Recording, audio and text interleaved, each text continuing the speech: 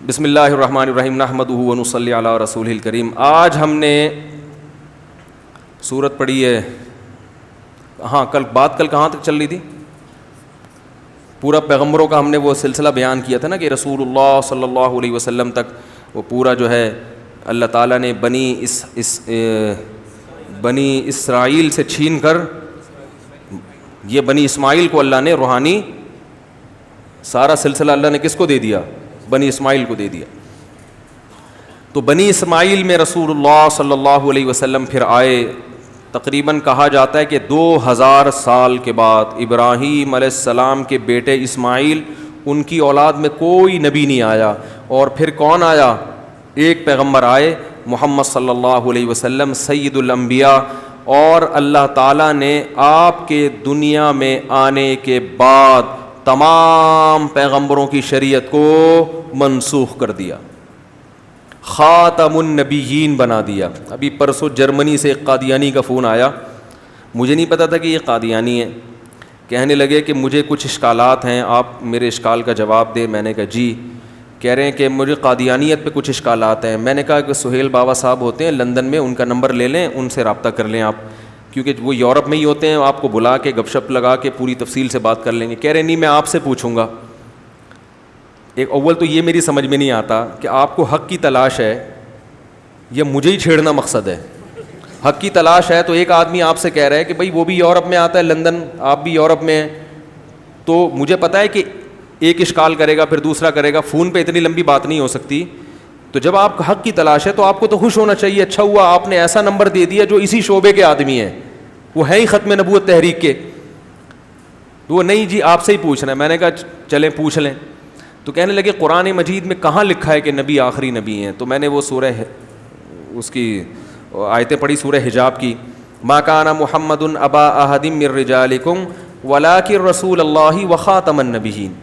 مرد جو ہے محمد صلی اللہ علیہ وسلم مردوں میں کسی کے باپ نہیں ہیں, لیکن اللہ کے رسول اور آخری نبی ہیں. تو کہنے لگا یہ ان دونوں باتوں میں تو کوئی ربط ہی نہیں ہے کہ محمد صلی اللہ علیہ وسلم یعنی مردوں میں تو کسی کے باپ نہیں ہیں لیکن اللہ کے رسول اور آخری نبی ہیں. لیکن میں تو لیکن والے کے بعد والے کلام میں اور پہلے والے کلام میں تو کوئی ربط ہوتا ہے نا. تو کیا مطلب باپ نہیں ہے لیکن رسول ہیں؟ تو رسول ہونا اور باپ ہونا تو کوئی منافی نہیں ہے نا ایک دوسرے کے. تو مجھے خیال ہوا ان کو میں یہ جواب دوں کہ ربط ہو یا نہ ہو یہ ایک الگ بحث ہے. آپ کو یہ سوال نہیں ہونا چاہیے کہ بلاغت کے لحاظ سے اس آیت پر ہمیں یہ اشکال ہو رہا ہے. یہ تو ایک الگ اشکال ہے نا. آپ کے اشکال کا جواب تو مل گیا نا کہ نبی کیا ہیں؟ خاتم النبیین ہیں. تو کہنے لگے نہیں اس میں ربط بتائیں کیا ہے. تو میں نے پھر ربط بتایا کہ نبی صلی اللہ علیہ وسلم کسی کے مردوں میں کسی کے باپ نہیں ہیں. تو اس سے یہ وہم ہو سکتا ہے کہ گویا اللہ نے ان کو کوئی فضیلت دی نہیں ہے, کیونکہ عرب میں بیٹا ہونا بڑی فضیلت تھی. تو اللہ نے بتایا فضیلت تو ایسی دی ہے کہ رسول ہے, اور رسولوں میں بھی انبیاء کے خاتم النبیین ہیں. کیونکہ اب اگر ہم صرف رسول کے بعد رک جاتے تو رسول تو اور بہت سارے ہیں جو مردوں میں بہت سے مردوں کے باپ بھی تھے, تو نبی کی فضیلت کیسے ہوئی؟ میں نے کہا صرف عام پیغمبروں کی طرح نہیں بلکہ خاتم النبیین ہیں. تو پتہ کیا کہتے ہیں؟ کہہ رہے اس سے پتہ چلا کہ یہ تو نبی کی فضیلت کے طور پر بیان کیا جا رہا ہے کہ آپ خاتم النبیین ہیں. اصل مقصد کیا ہے؟ نبی کی فضیلت کو بیان کرنا, افضل ہونا بیان کرنا. پھر کہنے لگا خاتم النبیین ہونے میں کیا فضیلت؟ بھائی جو اینڈ میں آتا ہے تو کیا اس کی کوئی فضیلت ہے؟ بھائی جو آخر میں آئے تو اس سے کوئی فضیلت تھوڑی ثابت ہوتی ہے. میں نے کہا فضیلت ثابت ہو یا نہ ہو یہ ایک الگ ٹاپک ہے, آخری نبی ہونا تو ثابت ہو گیا نا. بھائی تم تو اپنے دعوے کو فوکس کرو نا. تمہارا دعویٰ تو یہ ہے کہ آخری نبی نہیں ہے, تو آخری نبی کا تو ذکر ہو گیا نا اس میں. تو کہنے لگے نہیں اس میں آخری نبی نہیں, اس میں اصل میں ایکچولی یہ خاتم یہ بتانے کے لیے یہ آیت ہے ہی نہیں کہ نبی آخری نبی ہیں, یہ بتانے کے لیے ہے کہ آپ فضیلت والے ہیں. اس کے لیے اللہ نے عنوان یہ قائم کیا ہے. میں نے کہا دیکھو میں کسی سے کہتا ہوں کہ آپ کو بھی دعوت ہے, آپ کو بھی دعوت ہے, آپ کو بھی دعوت ہے, ان کو میں کہتا ہوں ان کی دعوت نہیں ہے, تو ان کو احساس ہوگا میری تو کوئی ویلیو نہیں ہے مفتی صاحب کی نظر میں. تو میں ان کو الگ سے کہتا ہوں کہ آپ کی جو دعوت ہے نا وہ اتوار کے دن جو بڑا ولیمہ ہوگا نا اس میں آپ کی دعوت ہے. میرا نہیں, کسی اور کی بات کر رہا ہوں. آپ کہیں اچھا ایک اور ہو رہا ہے, تو اس میں آپ کی دعوت ہے. تو یہ ان کی فضیلت بیان کرنے کے لیے نا, کہ یہ کہیں گے یار اس کی بھی دعوت, میری نہیں, تو میں بتا رہا ہوں تمہاری کے لیے الگ پروٹوکول رکھا ہوا ہے ہم نے. تو یہ ان کی فضیلت کے لیے نا, لیکن اس سے یہ بھی تو ثابت ہو گیا کہ دعوت بھی ہے. اب یہ اس پروٹوکول والی دعوت میں آ گئے. میں کہہ رہا ہوں بھائی کیوں آئے؟ کہہ رہے ہیں آپ نے تو کہا تھا. میں نے کہا تو وہ تو میں آپ کی فضیلت بیان کرنے کے لیے کہا تھا میں نے, وہ تو میں نے آپ کی فضیلت بیان کرنے کے لیے. تو کہیں گے فضیلت بیان کرنے کے لیے یہ بھی تو کہا تھا کہ دعوت ہے. تو اللہ نے اپنے نبی کی فضیلت بیان کرنے کے لیے کہا کہ آخری نبی ہیں, مگر یہ بھی تو کہہ دیا نا کہ آخری ہیں. تو وہ کہا نہیں, پھر میں نے فون بند کر دیا. میں نے کہا سمجھنا ہی نہیں چاہتا. میں نے کہا سہیل بابا صاحب سے رابطہ کرو بھائی. کس سے رابطہ کرو؟ لندن. ٹکٹ کٹا, لندن جا. تو سمجھنا چاہتا ہی نہیں ہے تو زبردستی تو کسی پر کوئی چیز تھوپی نہیں جا سکتی. اور ایک بات میں نے ان سے یہ بھی کہی, پھر وہ حضرت عیسیٰ کی حیات, حضرت عیسیٰ زندہ ہیں یا نہیں ہیں. میری عادت ہوتی ہے گل ویلے دی تے پھل موسم دا. ایک بات ہمیشہ یاد رکھو, قادیانی جب بھی آپ سے بحث کرے گا نا, دو چیزوں پہ کریں گے. ایک ختم نبوت کے مسئلے پر کہ خاتم النبیین کے لفظ میں وہ گھمائے گا آپ کو, ذلی نبوت, تشریعی نبوت, یہاں گھمائے گا وہ آپ کو. دوسرا وہ حضرت عیسیٰ کی حیات پہ بات کرے گا. تو آپ بحث کو سمیٹنے کے لیے مختصر یہ کہو کہ تھوڑی دیر کے لیے فرض کر لو کہ نبی آخری نبی نہیں ہے, معاذ اللہ, نقل کفر فرض کر لو. اور تھوڑی دیر کے لیے فرض کر لو حضرت عیسیٰ زندہ بھی نہیں ہے, معاذ اللہ, نقل کفر. تو اس سے یہ کہاں ثابت ہوتا ہے کہ مرزا غلام احمد قادیانی نبی ہے؟ اگر نبی آخری نبی بالفرض معاذ اللہ نقل کفر نبی نہیں بھی ہیں, تو مرزا کی نبوت کے تو الگ سے دلائل ہوں گے نا. حضرت عیسیٰ آخری نبی نہیں تھے, تو کیا حضرت عیسیٰ کے بعد جو بھی آیا سارے نبی تھے؟ نبی صلی اللہ علیہ وسلم نے جب نبوت کا دعویٰ کیا کہ میں اللہ کا نبی ہوں, تو اس کے لیے یہ دلیل نہیں دی کہ حضرت عیسیٰ آخری نبی نہیں تھے, بلکہ یہ دلیل دی کہ میں کیا ہوں. بولو بھائی, نبی صلی اللہ علیہ وسلم سے پہلے جتنے پیغمبر آئے ہیں کوئی بھی آخری نہیں تھا. اس کے باوجود ہر پیغمبر نے اپنی نبوت کے دلائل تو دیے ہیں, اس دلائل پہ زیادہ زور نہیں لگایا کہ پچھلا والا آخری تھا یا نہیں تھا. اس کو ثابت, کیونکہ لاکھوں لوگ نبی کے بعد دنیا میں آئے ہیں, کروڑوں لوگ آئے ہیں, اور ان میں سے ہزاروں نے نبوت کے دعوے کیے ہیں. تو جو دعویٰ کرتا ہے اس کو اس پر دلیل کافی نہیں ہے کہ وہ آخری تھے یا نہیں تھے, اس کو یہ کہ میں نبی ہوں. تو قادیانی جب بھی آپ سے آ کے بات کریں اور کہیں کہ نبی صلی اللہ علیہ وسلم آخری نہیں ہے, تو آپ بولو اس بحث میں مت پڑو کہ آخری ہیں یا نہیں, حضرت عیسیٰ زندہ ہیں یا نہیں. اس بحث پہ آ کے بات کرو کہ مرزا نبی تھا یا نہیں تھا. اور نبوت سے پہلے ثابت کرنا پڑتا ہے کہ شریف آدمی تھا یا نہیں تھا. شرافت یہ نبوت سے پہلے کا درجہ ہے یا نہیں؟ میں آپ کو دعوے سے کہہ دوں, قادیانی زہر کا پیالہ پی لے گا, مرزا غلام احمد کی شخصیت پہ کبھی مناظرہ کرنے کے لیے تیار نہیں ہوگا. مشاہدہ کیا ہے, وہ گھمائے گا حضرت عیسیٰ کی حیات, خاتم النبی حیات, اس پہ کبھی نہیں آئے گا کہ مرزا کی شرافت پہ بحث کی جائے. اس پہ اگر آپ اس کو لے آئے تو آپ کیا ہو, بس میدان آپ کے ہاتھ میں. اور یہ میں بتا دوں, میں کبھی بھی قادیانیوں سے بدتمیزی کرنے کا, بولو بھائی, نہیں کہتا. بعض لوگ بدتمیزی پہ اتر آتے ہیں, گالی گلوچ پہ اتر آتے ہیں, بعض کہتے ہیں واجب القتل, بعض یہ بالکل نہیں. وہ اس کا مذہب ہے, اس کو آخرت میں جواب دینا ہے, جائے گا جہنم میں. ہم اس کو محبت سے, اخلاص سے سیدھے راستے کی طرف رہنمائی کرتے ہیں. سمجھ میں آتا ہے ٹھیک ہے, نہیں آئے تو بھائی ہمارا راستہ الگ, قادیانیوں کا راستہ الگ. ہم ان سے کہتے ہیں اپنے مذہب کو اسلام شو نہیں کرو, بس. لڑائی جھگڑا نہیں, مار دھاڑ نہیں, اس سے کوئی فائدہ نہیں ہوتا, نفرتیں پھیلتی ہیں. جس نے آنا ہوتا ہے وہ بھی نہیں آتا. بسا اوقات بعض قادیانی حق کی تلاش میں تھے, وہ جب آئے انہوں نے بات کی تو ہم, جس بندے نے بات کی اتنی بدتمیزی سے بات کی ان سے کہ وہ بچائے آنے کے اور دور چلا گیا کہ اس آدمی کے تو اخلاق ہی ٹھیک نہیں ہے. تو آپ بات اخلاق سے کریں, مگر دلائل آپ کے کیا ہونے چاہیے, مضبوط. اس سے انسان کی بات اثر کرتی ہے. تو آپ نے اس کو کس پہ لے کر آنا ہے کہ بھائی ٹو دا پوائنٹ بات کرو. اگر یہ آخری نبی معاذ اللہ یہ ثابت ہو بھی جاتا ہے کہ نہیں ہے, تو اس سے یہ کہاں ثابت ہو جاتا ہے کہ اور اگر آپ آخری نبی نہیں ہیں تو 1400 سال کے بعد ایک نبی آیا, مزید کتنے آئیں گے؟ مزید کون کون سے نبی نے آنا ہے؟ کیونکہ ہمیں پتہ چلتا ہے قرآن و سنت سے کہ ہر پچھلے نبی نے اگلے نبی کی خوشخبری کی ہے. تو نبی صلی اللہ علیہ وسلم نے اگر مرزا غلام احمد کی خوشخبری دی تھی معاذ اللہ, تو مرزا نے اگلوں کتنوں کی؟ وہ کہیں گے نہیں یہ آخری نبی ہیں. تو جو جس کو پوری دنیا آخری نبی مانتی ہے وہ آخری نہیں ہے. یہ والا کیا ہے؟ میں نے کل بیان میں کیا تھا نا کہ غلط بات, عیسائیوں نے دعویٰ کیا نا کہ ایک خدا کو تین ہے, تو وہ غلط بات کو چھپانے کے لیے 100 غلط دعوے اور بھی کرنے پڑتے ہیں. تو قادیانی کو آپ اس پر لے کر آئیں, اور مرزا غلام احمد قادیانی کی کتابوں سے ثابت ہے کہ وہ شخص شریف آدمی نہیں تھا. انبیاء یا پیغمبر ہونا تو بہت دور کی بات, اس کی کتابوں سے. اور اللہ ختم نبوت کے علماء کو جزائے خیر دے, انہوں نے قادیانیوں کے سارے پرانے نسخے الحمدللہ پلاسٹک کوٹنگ کرا کے بولو بھائی محفوظ کر لیے ہیں. یہ تو قیامت میں پتہ چلے گا کہ کس نے ختم نبوت کا دفاع کیا اور کس کے صرف نعرے ہی نعرے ہیں. تو قیامت میں پتہ چلے گا کس نے اپنی جانیں پیش کی ہیں, کس نے اپنے قیمتی اوقات کو صرف کیا ہے, اور کس کے صرف نعرے ہی نعرے ہیں.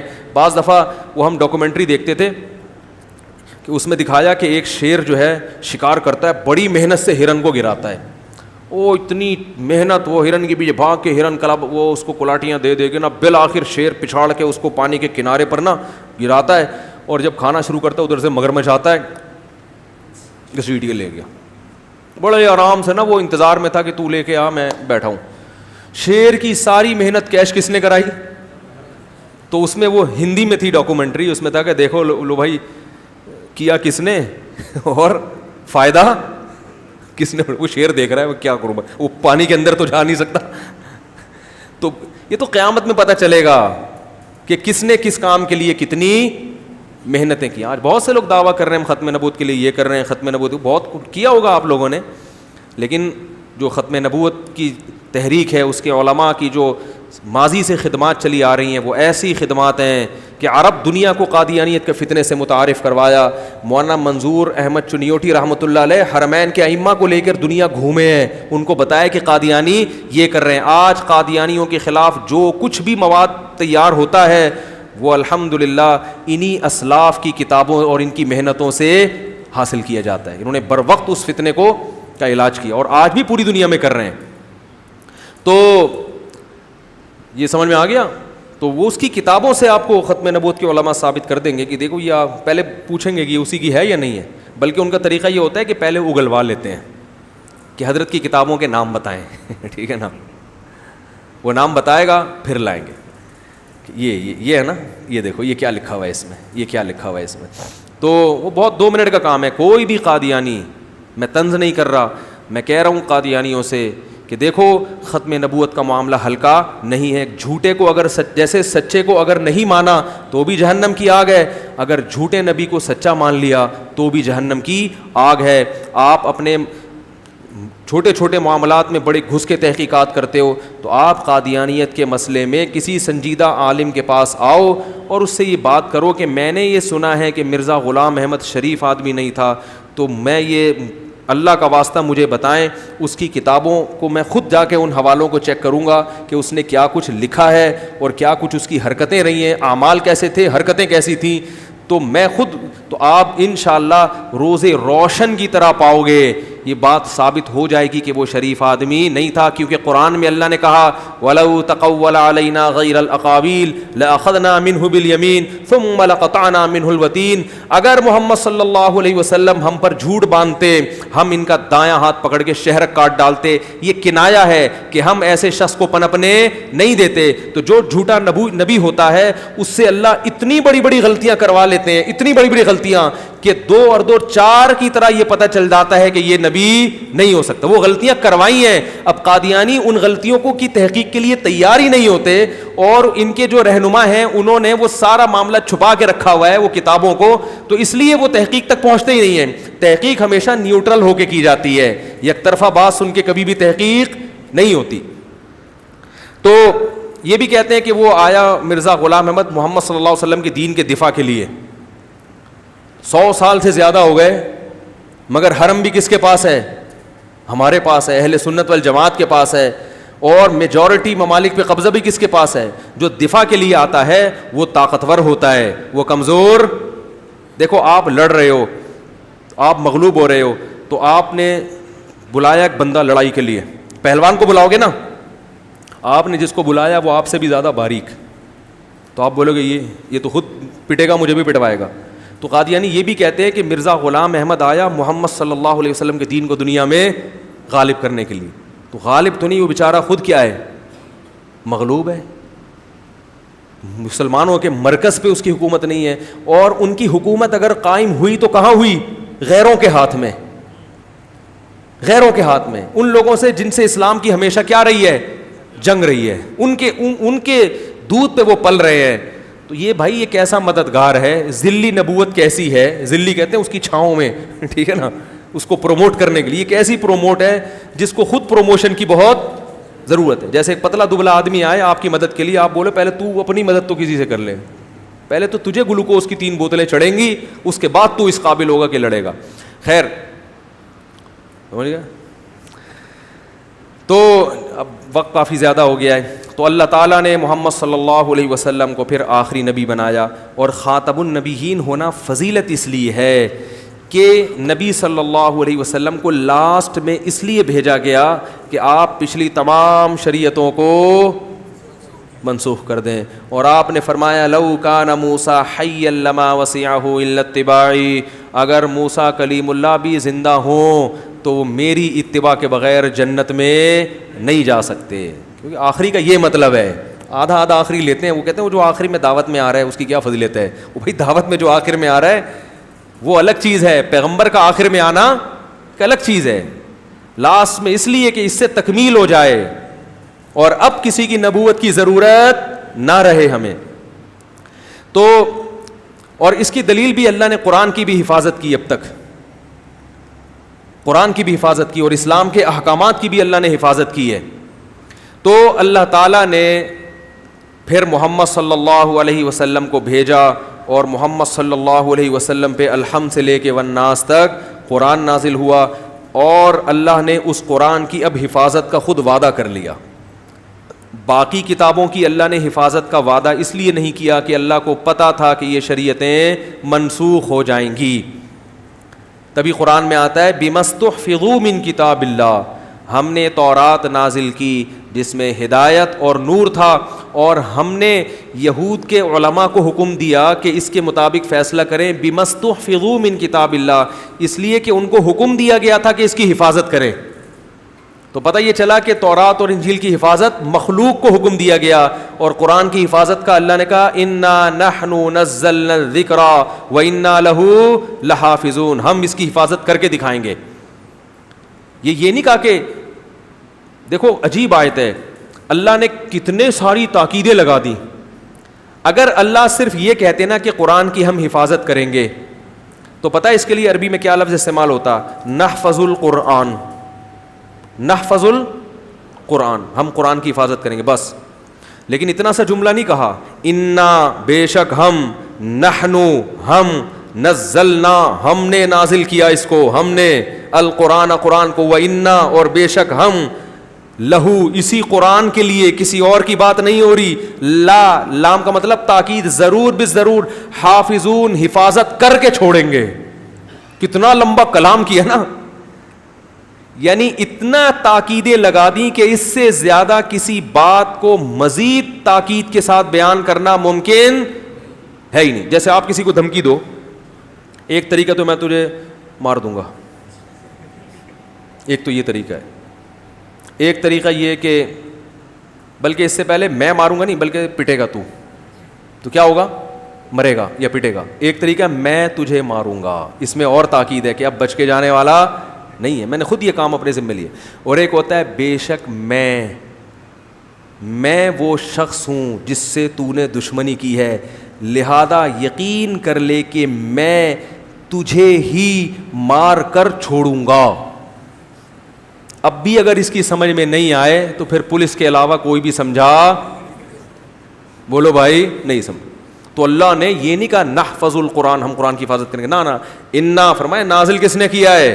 تم زیادہ اس تردد میں نہیں رہو, غیر مسلموں کو کہا جا رہا ہے اسلام دشمنوں کو تم اس کو تحریف کر دو گے, نہ نہیں, کس نے نازل کیا ہے؟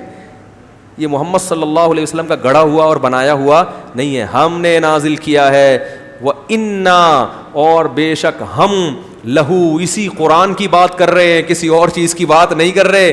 لا, لام تاکید, ضرور بالضرور, حافظون اس میں فاعل ہے, حفاظت کر کے چھوڑیں گے اس کی, دکھائیں گے تمہیں کہ حفاظت کی ہے. اور اللہ نے 1400 سال گزر گئے, اللہ نے حفاظت کر کے چھوڑی کہ نہیں چھوڑی؟ ایسی حفاظت کہ مکہ میں جو زبر زیر پیش جہاں جہاں پڑھا جا رہا ہے, افریقہ میں بھی وہیں زبر زیر پیش بھی وہیں پڑھا جا رہا ہے, الفلاحیہ انڈا موڑ میں بھی ہے بھائی, پوری دنیا میں.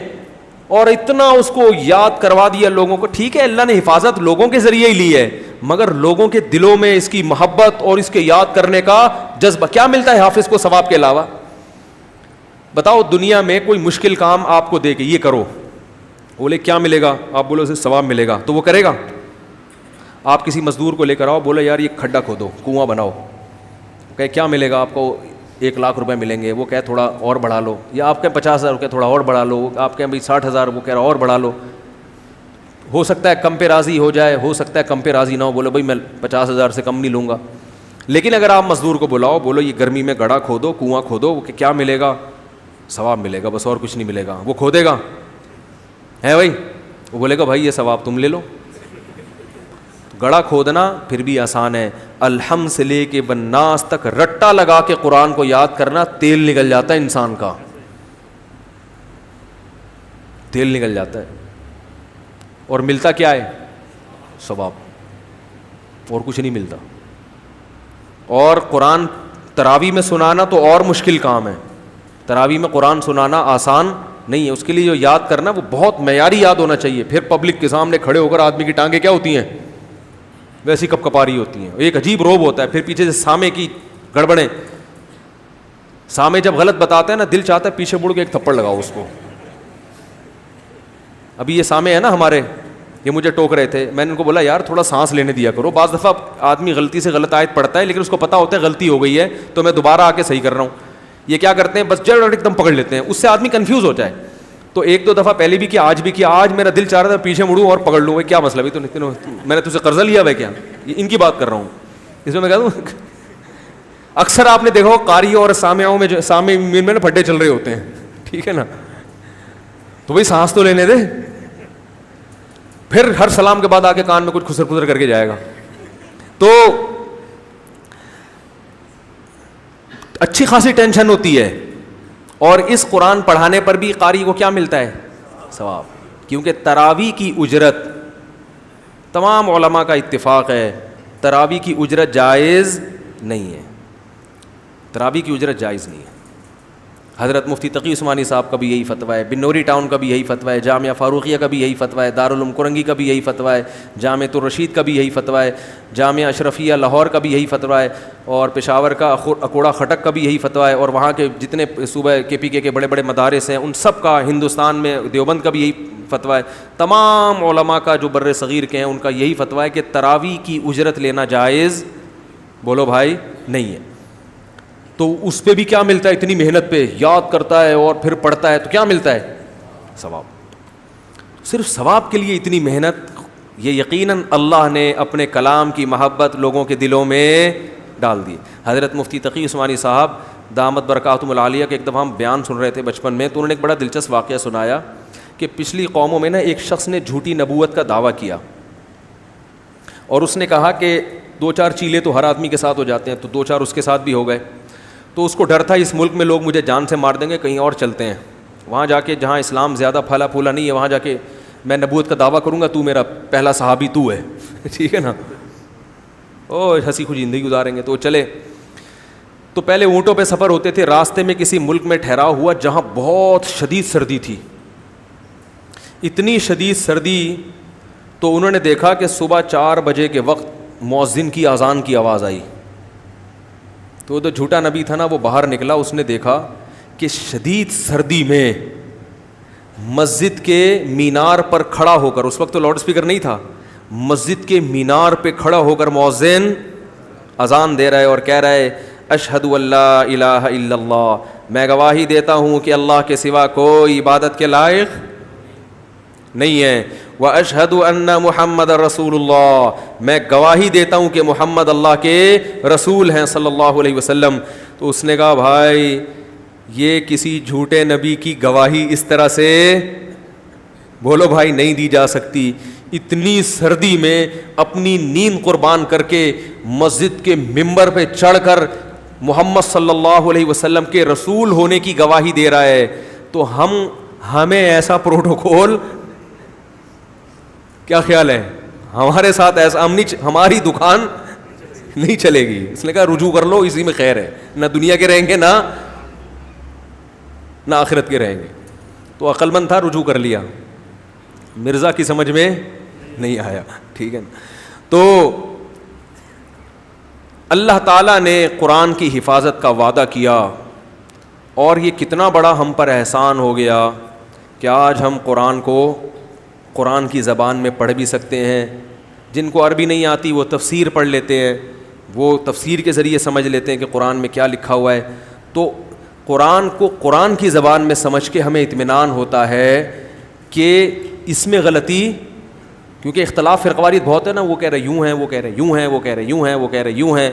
تو آدمی خود قرآن پڑھتا ہے, قرآن کیا کہہ رہا ہے بھائی, تو وہ اختلاف کیا ہو جاتا ہے, حل. ہاں پھر بھی کوئی حل نہ کرنا چاہے یا زبردستی غلط تفسیر میں ٹھونستا رہے تو ایک الگ بات. لوگ ایسا بھی کرتے ہیں. ایک دن میں رکشے میں آ رہا, تو وہ میرے رکشے میں کسی کا فون آیا. پہلے میں بہت فون سنتا تھا, فون آیا وہ طلاق کا, تو میں 3 طلاقیں دی تھی. میں نے کہا ہو گئیں. تو وہ رکشے والا مجھے کہتا ہے کہ 3 تو ایک ہوتی ہیں. رکشے والا, میرے ساتھ ایک میرے دوست بھی بیٹھے. میں نے کہا کہاں لکھا ہوا ہے, کہہ رہے قرآن میں لکھا ہوا ہے. اور غصے بھی ہونے لگا مجھ پہ, کہہ رہا ہے قرآن میں لکھا ہوا ہے کہ 3 کتنی ہوتی ہیں, 1. میں نے کہا دکھا دو کہاں لکھا ہوا ہے. تو اس نے سورہ بقرہ کی کچھ 1-2 آیتیں یاد کی بھی تھیں. الطلاق مرتان, طلاقیں 2 مرتبہ میں ہیں. فامساکم بمعروف, 2 مرتبہ, تو 1 مرتبہ دے دی تو وہ تو 1 مرتبہ ہوا نا, 2 مرتبہ تھوڑی ہوا وہ.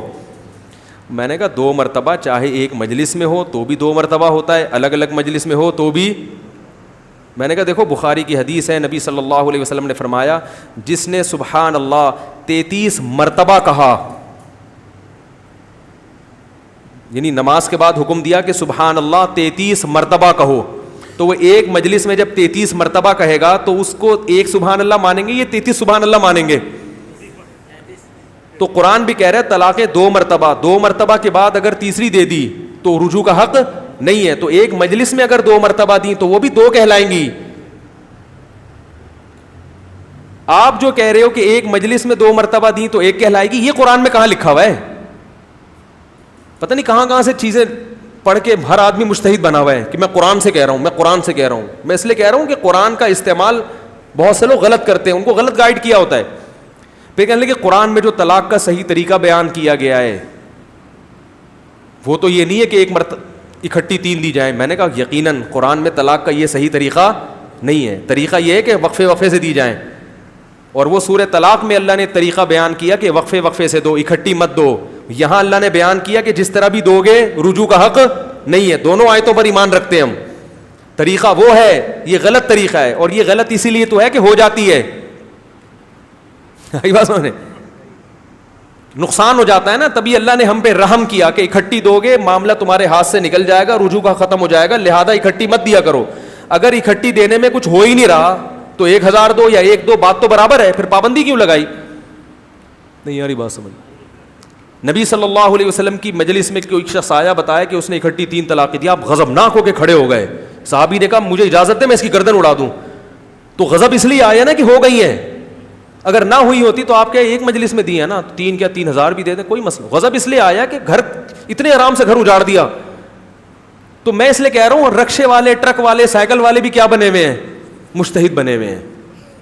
تو قرآن کا وہ مطلب نہیں ہے جو ہر پاگل سے پاگل اٹھ کے لے رہا ہے. تو کہاں سے کہاں بات چلی جاتی ہے یار. تو اللہ نے قرآن کی حفاظت کی, اور الحمدللہ قرآن کی جو تفاسیر ہیں ان تفاسیر کو, جو علماء کی لکھی ہوئی تفاسیر ہیں اہل حق علماء کی, قرآن کے الفاظ کی بھی اللہ نے حفاظت کا وعدہ کیا, قرآن کے معنی اور مفہوم کا بھی. تو ایک چیز ایسی ہے جس پہ ہم سب آ کے کیا ہو جاتے ہیں, جمع ہو جاتے ہیں. ایک چیز واحد ایسی رہ گئی ہے، جیسے کسی نے کہا مذاق ہے، یہ حقیقت نہیں ہے، کہ بھائی مولوی لوگ آپس میں ہر مسئلے میں اختلاف کرتے ہیں، کوئی ایسا مسئلہ بھی ہے جس میں اتفاق ہو؟ اس نے کہا ایک مسئلہ ہے جس میں سب کا اتفاق ہے، وہ کیا ہے؟ کہ کسی میں سے اتفاق نہیں کرنا ہم نے ٹھیک ہے نا، ایک مسئلہ ہے جس میں سب کا کیا اتفاق، وہ مسئلہ یہ ہے کہ ہم نے کسی مسئلے میں اتفاق. یہ لوگوں نے بنائی ہوئی باتیں، چٹکلے ہیں یہ، ان کو کلپ بنا کے نہ چلا دیں کہ علماء ایسے ہوتے ہیں. یہ بعض دفعہ ویسی غریبی میں بھی کچھ چیزیں آ جاتی ہیں جن کا کوئی مقصد نہیں ہوتا، صرف ذہنی تفریح ہوتی ہے. تو اللہ تعالیٰ نے قرآن کی حفاظت کا وعدہ کیا. 2-4 منٹ میں اپنی بات سمیٹ کے ختم کرتا ہوں.